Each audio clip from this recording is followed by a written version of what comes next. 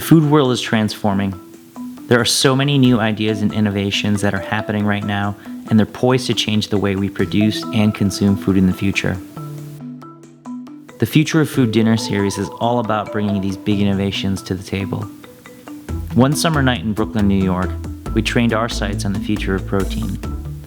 There are few areas of food that touch our economy, environment, and culture as deeply as protein.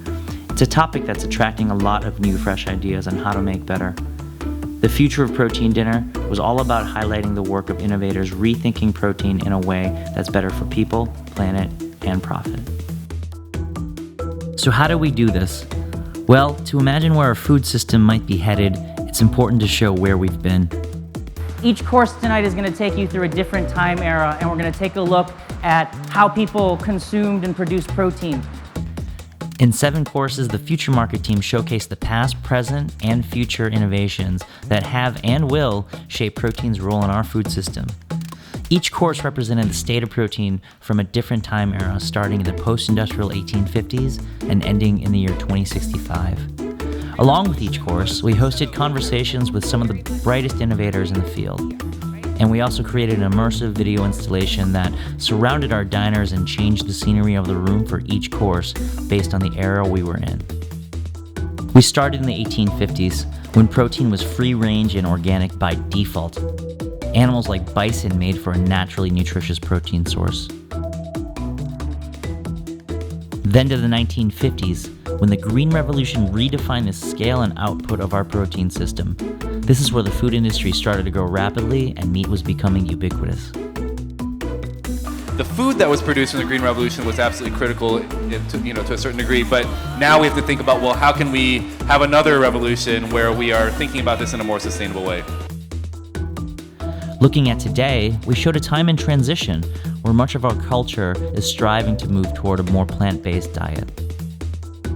Over the last 3 years, there's been an explosion of companies that are trying to develop all different kinds of alternative plant-based proteins.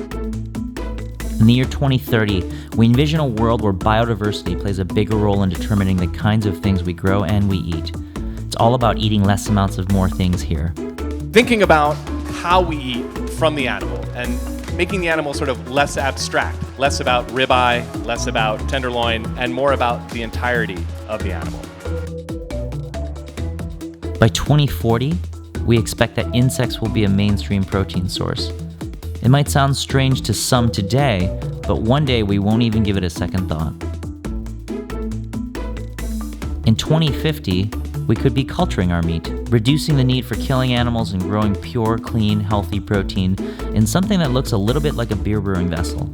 How do we augment the food experience, whether it's customizing the health, nutrition, or the texture, taste, all these different levers that you can pull, and that's what we're experimenting with. And by 2065, when our population will swell to 9 billion people worldwide, we'll need to rethink where we source our protein altogether, tapping into sea plants like algae as an alternative source of protein, for example. And when the last plates were cleared, when the final conversations ended, we had created a visceral experience that enabled our diners, Fortune 500 executives, innovators, and eaters, to touch, taste, and experience what the future of protein might look like. I think the future of food in my mind is sort of this all-inclusive table. It's an immersive experience. So much of the time you're just talking, whereas here you actually have this physical, tangible thing that you can taste, touch, smell. All of your senses are engaged in it. And so then it becomes a lot more visceral, a lot more real, and becomes the basis for a discussion. The future of food is still being written. Our job at the Future Market and with this dinner series is to bring glimpses of that future to people today. Protein was just the start.